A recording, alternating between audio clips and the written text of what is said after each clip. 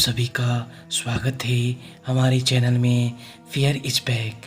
तो दोस्तों, यह कहानी हमें कृति सिंह ने भेजी है जो कि यूपी की रहने वाली है। तो आइए इस कहानी को जानते हैं। यह घटना वर्ष 1975 में घटी थी। मेरे पिता उस समय अविवाहित थे, अपने परिवार के साथ मुलुंड उपनगर मुंबई में रहते थे। उनका एक दोस्त और पड़ोसी हुआ करता था जिसका नाम जादव था। जादव को मुलुंड वेस्ट उपनगर में एक फार्मा कंपनी में नौकरी लगी थी और उन्हें मुलुंड वेस्ट जाने के लिए रोज़ाना रेलवे लाइन पार करनी पड़ती थी और वे काम पर जाने के लिए साइकिल का इस्तेमाल करते थे।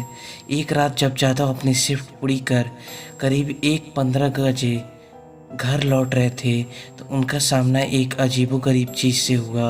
उन्होंने देखा कि एक आदमी साइकिल के साथ रेलवे ट्रैक पर उसके सामने खड़ा है।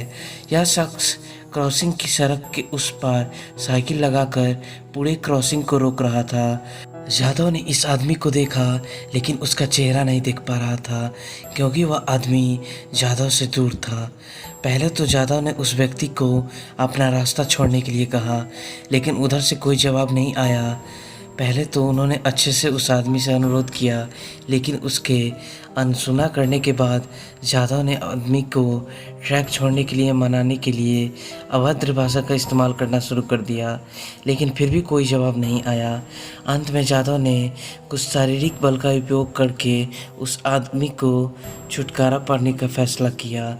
जादव सोच रहे थे कि वह उसको डरा कर भगा देंगे क्योंकि वे 5 फीट 11 इंच और 85 केजी वजन के एक हट्टे कट्टे व्यक्ति थे, जबकि उनके सामने वाला व्यक्ति लगभग 45 किलोग्राम का और शारीरिक रूप से कमज़ोर लग रहा था और वह केवल 5 फुट की आसपास ही था। जादव उस आदमी का कंधा पकड़ने के लिए आगे बढ़े और जब जादव ने उसे छुआ तो वह आदमी अचानक जादव की ओर मुड़ गया। जादव ने उसका चेहरा देखा और महसूस किया कि वह कुछ अलग लग रहा था। उनका चेहरा बिल्कुल सफ़ेद था और उसकी आंखें इतनी गहरी थी कि वे दिखाई नहीं दे रही थी। इससे पहले कि जादव कुछ कर पाता, उस शख्स ने जादव के चेहरे पर जोरदार तमाचा मार दिया।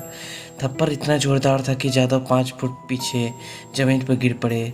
अब जादव पूरे डर चुके थे और उनके होश आवास गायब हो चुके थे। जादव जैसे बड़े आदमी पर काबू पाना उस कद-काठी के आदमी के लिए वाकई मुश्किल काम था। जादव किसी तरह तुरंत उठने में कामयाब रहे लेकिन उन्होंने देखा कि वह व्यक्ति अपनी साइकिल सहित तुरंत ही वहां से गायब हो गया। जादव के दिमाग में डर दौड़ गया क्योंकि उन्होंने महसूस किया कि वह कोई इंसान नहीं था। जादव घटना स्थल से करीब 200 मीटर दूर रेलवे प्लेटफॉर्म की ओर दौड़ पड़े। जादव किसी तरह रेलवे प्लेटफॉर्म पर पहुंचे और फिर अपने घर की ओर दौड़ पड़े।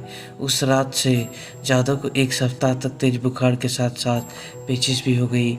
उनके परिवार ने उन्हें इस बुखार से छुटकारा दिलाने के लिए पूजा और हवन किया।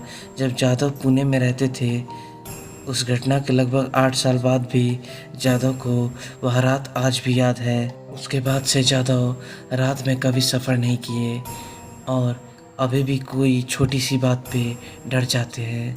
तो दोस्तों, यह थी कृति सिंह की द्वारा भेजी हुई एक सच्ची घटना। अब हम फिर मिलते हैं अपनी एक अगली सच्ची घटना के साथ। धन्यवाद।